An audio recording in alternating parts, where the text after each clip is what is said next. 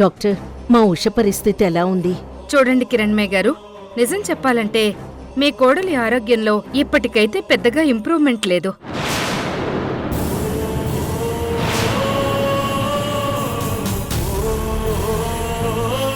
అందుకే further treatment కోసం బాంబే నుంచి ఒక స్పెషలిస్ట్ డాక్టర్ని పిలిపిస్తున్నాం. తను ట్రీట్మెంట్ చేశాక మనం ఒక నిర్ణయానికి రాగలం. స్పెషలిస్టా? అంటే మా ఉష పరిస్థితి అంత డేంజరస్గా ఉందా డాక్టర్? భయపడకండి కిరణ్మయ్య గారు, మేము తనని కాపాడడానికి మా శాయశక్తులా ప్రయత్నిస్తున్నాం.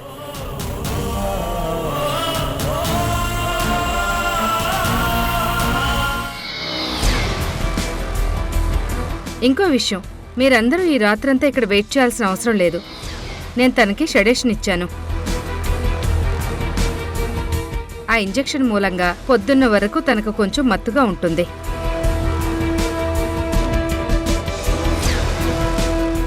డాక్టర్ సెడేషన్ ఇచ్చిందంటే పేషెంట్కి ఇప్పట్లో స్పృహ రాదు. తనని చంపడానికి ఇదే నాకు సరైన సమయం. ఇక్కడ తనని టేక్ కేర్ చేయడానికి మా స్టాఫ్ ఉంటారు. కాబట్టి మీరు ఇంటికి వెళ్ళి కొంచెం రెస్ట్ తీసుకోవడం బెటర్. వదినా, మీరింటికి వెళ్ళండి, నేనిక్కడే ఉంటాను. తను కళ్ళు తెరిచినప్పుడు నేనెదురుగా లేకపోతే ఉషా దిగులు పడుతుంది. లేదు దినా, మీరు కూడా నాతో పాటు ఇంటికి రండి. డాక్టర్ ఎలాగో సెడేషన్ ఇచ్చానని చెప్పారు కాబట్టి ఉష ఇప్పట్లో స్పృహలోకి రాదు. ఇంటికొస్తే మీకు కూడా కాస్త రెస్ట్ దొరుకుతుంది. నేను ఆల్రెడీ కిరణ్కి ఫోన్ చేశాను. వాడు హాస్పిటల్కి దగ్గరలోనే ఉన్నాను, వచ్చేస్తున్నా అని చెప్పాడు. పైగా రాత్రంతా వాడు ఉషతోనే ఉంటాడు కాబట్టి మనం ఇంటికి వెళ్దాం. అలాగే వదినా, పదండి.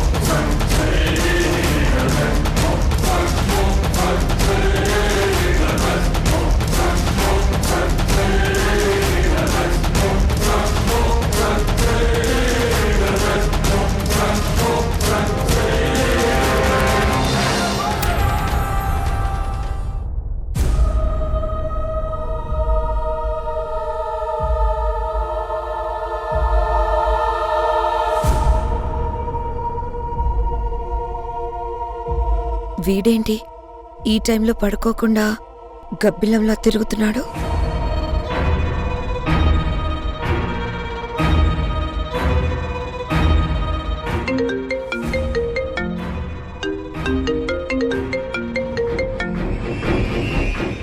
రమాదేవి గారు, ఈ టైంలో కాల్ చేశారు, ఏదైనా ముఖ్యమైన విషయమా? ఈ రాత్రిపూట రమాదేవికి వీడికి ఏంటి సంబంధం? ముఖ్యమైన విషయం ఏం లేదు తరుణ్ గారు. మీరు మీ బాబు కోసం వెతుకుతున్నారు కదా, అది ఎంతవరకు వచ్చిందో కనుక్కోవడానికి కాల్ చేశాను. ఇంతకీ ఆ ఫైల్లో ఉన్న అడ్రస్లకు వెళ్ళారా? మొదటి అడ్రస్కి వెళ్ళాను డాక్టర్, కానీ అక్కడ నాకు నిరాశ ఎదురైంది. అక్కడున్న బాబు మా బాబు కాదని అర్థమైపోయింది.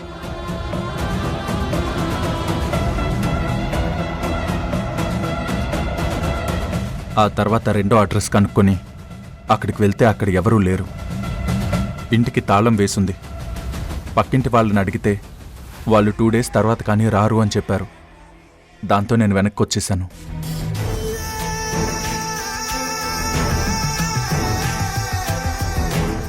కానీ తొందరలో మా బాబు దొరుకుతాడని కాన్ఫిడెంట్గా ఉన్నాను డాక్టర్.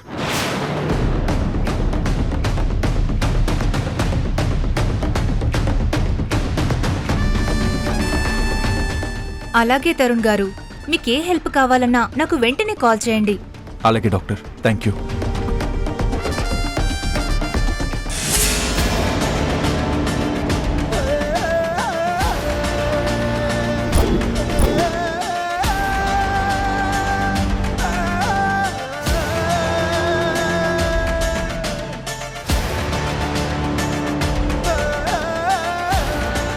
ఇంత నైట్ టైంలో ఎవరితో ఫోన్ మాట్లాడుతున్నావు తరుణ్? డాక్టర్తో మాట్లాడుతున్నాను. అదే ఉషా అడ్మిట్ అయి ఉన్న హాస్పిటల్ డాక్టర్తో మాట్లాడుతున్నాను. ఇప్పుడు ఉషా ప్రాణాలకు ప్రమాదం లేదన్నారు కదా, అలానే కడుపులో ఉన్న బిడ్డను కూడా ఎలాగోలా కాపాడమంటూ డాక్టర్ని రిక్వెస్ట్ చేస్తున్నాను, అంతే.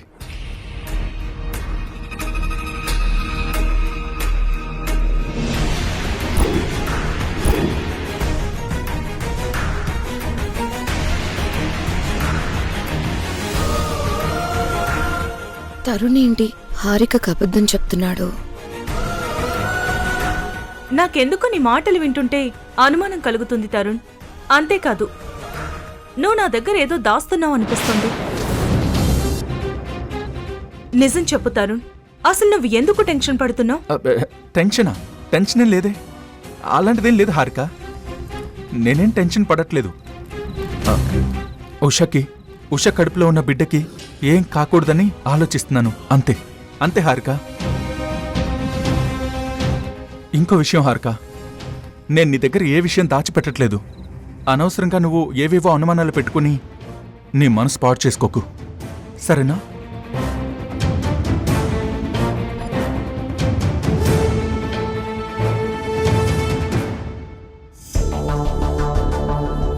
తరుణ్, నువ్వు హారిక దగ్గర దాస్తున్న ఆ నిజమేంటో తెలుసుకొని నిన్ను ఒక ఆట ఆడుకుంటాను. మా డాడీ అరెస్టుకి కారణమైన నీ మీద, నీ కుటుంబం మీద పగ తీర్చుకుంటాను. ముందు ఆ రమాదేవిని కలుస్తాను.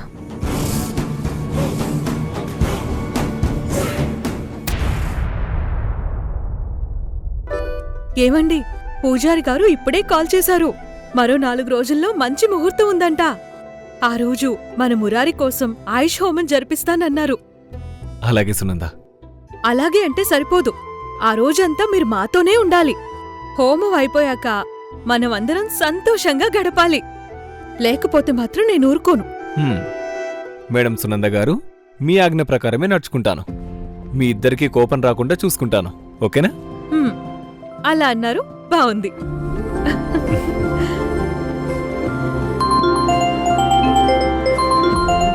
ఇదేంటి, నర్సు రజని ఫోన్ చేస్తుంది. చెప్పు రజని.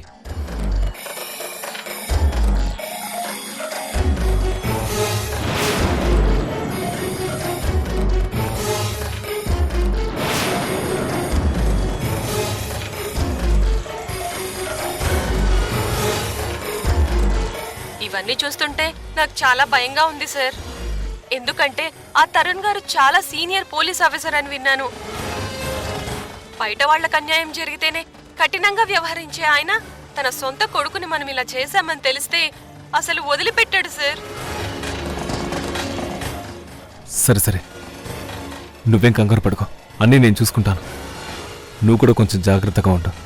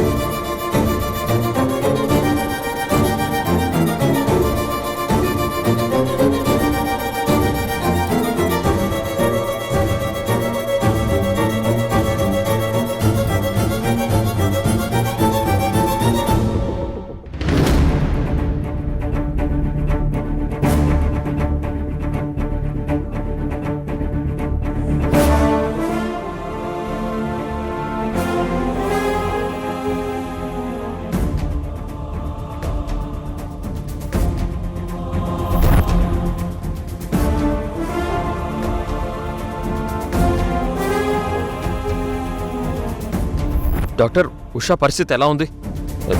తన ప్రాణానికి ఎలాంటి ప్రమాదం లేదు కదా? సారీ కిరణ్ గారు, ఇలా చెప్పడం తప్పే, కానీ నేను మీకు నిజం చెప్పాలి.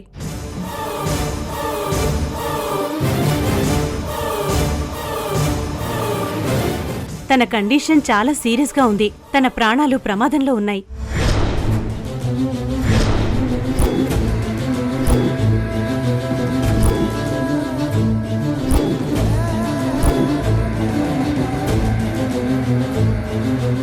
ఎంత స్ట్రాంగ్ మెడికేషన్ ఇచ్చినా ఉషా బాడీ సహకరించడం లేదు. కెమికల్ ప్రభావం వల్ల కడుపులో ఉన్న బిడ్డ సర్వైవల్ కూడా చాలా కష్టంగా మారింది.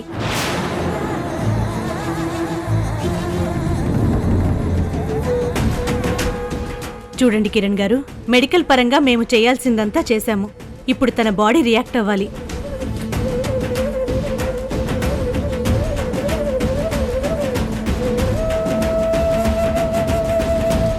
ఇంకో విషయం, మేము చేసిన ట్రీట్మెంట్ ఫలిస్తుందో లేదో తెలియడానికి నెక్స్ట్ 3 అవర్స్ చాలా ఇంపార్టెంట్.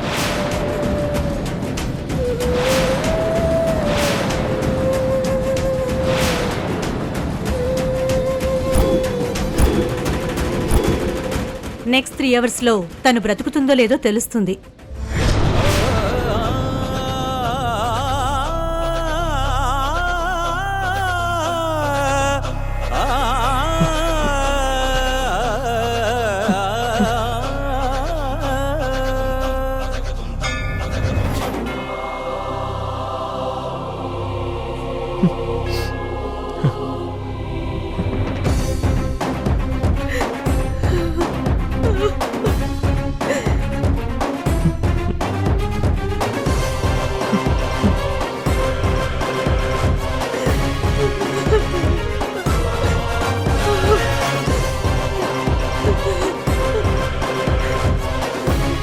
దేవుడా, విజ్ఞాలు తొలగించే వినాయకుడవని నిన్ను మొక్కుతామే.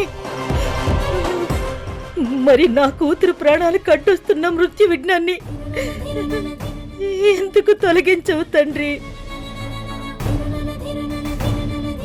అయినా నా కూతురు ఏం పాపం చేసింది? గర్భంలో ఉన్న పసి ప్రాణం ఏం నేరం చేసింది? ఎప్పుడు దానికి ఎందుకీ శిక్షలు? నా ప్రాణం పోయినా పర్వాలేదు, కానీ నా కూతుర్ని మాత్రం రక్షించు తండ్రి. అయినా నా కూతురు కడుపులో ఉంది పసి ప్రాణం కాదు. తిరిగి తన కడుపులో మళ్లీ పుడతానని మాటిచ్చిన తన తండ్రి ప్రాణం.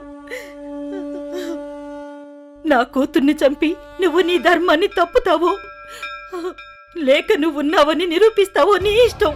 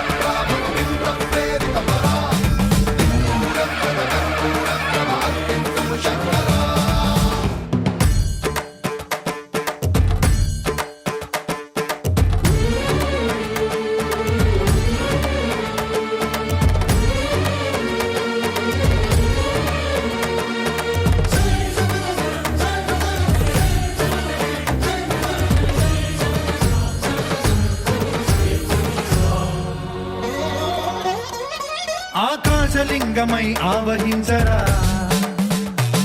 ఢమ ఢమ ఢమమని డమరుక ధ్వని సలిపి జడదని వదిలించరా శ్రీవాయులింగమై సంచరించరా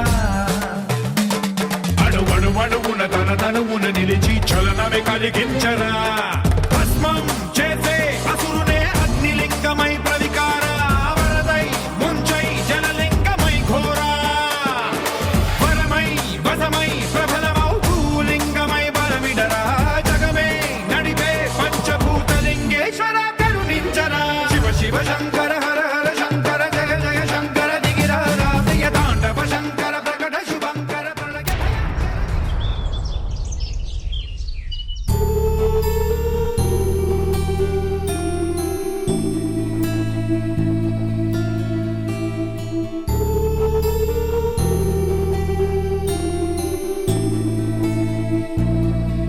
చూడండి గంగగారు, ఇంతకుముందు మీకు చెప్పినట్టుగానే మీ బాబు బ్రతకాలి అంటే తప్పకుండా ఆపరేషన్ చేయించాల్సిందే. చనిపోయిన మీ వారు ఒకప్పుడు మా కుటుంబానికి ఎంతో సహాయం చేశారు. అంతేకాకుండా మీకు నేను ఆ హాస్పిటల్లో దగ్గరుండి పురుడు పోయించాను కాబట్టి భర్త చనిపోయిన మీకు బిడ్డ రూపంలో మరో విషాదం రాకూడదని నా వంతు ప్రయత్నం చేస్తున్నాను.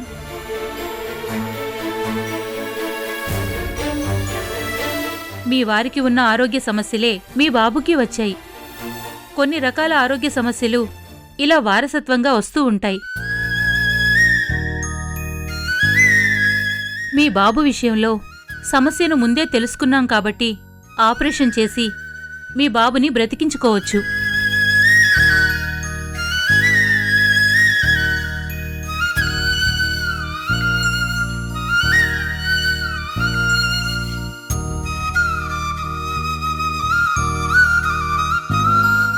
నమస్కారం అండి.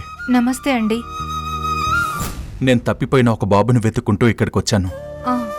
కానీ మీ మాటలు విన్నాక ఈ బాబు నా బాబు కాదని అర్థమైంది. మీరు ఏ హాస్పిటల్లో వర్క్ చేస్తున్నారు? ఇంతకుముందు నేను డాక్టర్ రమాదేవి హాస్పిటల్లో ఆయాగా పనిచేసేదాన్ని. ఇప్పుడు లక్ష్మీ హాస్పిటల్లో పనిచేస్తున్నాను.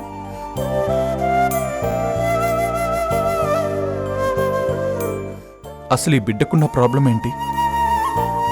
ఈ బిడ్డకు పుట్టుకతోనే గుండెల్లో రంధ్రం ఉంది. సర్జరీ చెయ్యకపోతే ఎక్కువ కాలం బ్రతకడు. నేనిక్కడికి వచ్చింది ఎందుకైనా ఈ బిడ్డకి నేను సహాయపడతాను. సర్జరీకి అయ్యే మొత్తం డబ్బు నేనిస్తాను. ఇది నా విజిటింగ్ కార్డ్. ఒకసారి ఆఫీస్కి వచ్చి కలవండి. త్వరగా సర్జరీకి కావాల్సిన ఏర్పాట్లు చేయండి. డబ్బు ఎంత ఖర్చైనా పర్వాలేదు, నేను చూసుకుంటాను. అయ్యో బాబు, మీరెవరో నాకు తెలియదు. ఇంతకు ముందు ఎప్పుడు మిమ్మల్ని చూడలేదు. కానీ ఇప్పుడు మిమ్మల్ని ఇలా చూస్తుంటే సాక్షాత్తు ఆ దేవుడు దిగివచ్చి వరమిచ్చినట్టు అనిపిస్తుంది. నేను దేవుణ్ణి కాదమ్మా, మామూలు మనిషిని. బిడ్డ దూరమైతే కలిగే బాధ ఏంటో తెలిసిన వాణ్ణి. అందుకే మీకు ఆ బాధ కలగకుండా ఉండడానికి నేను చేయగలిగింది చేస్తున్నాను, అంతే. మీరు దేని గురించి ఇంత టెన్షన్ పడుతున్నారు? ఏమైందండి? ప్రభుగారు, ఉషని చంపాలని నువ్వు విసిరిన రాయి ఆకాశానికి వెళ్ళి తిరిగి నీనెత్తిన పడబోతుంది. ఈరోజు ఉష బ్రతికినందుకు నువ్వు ఏడుస్తున్నావు కదా, అలాగే రేపు నీ పరిస్థితి చూసి నువ్వే ఏడవాల్సొస్తుంది.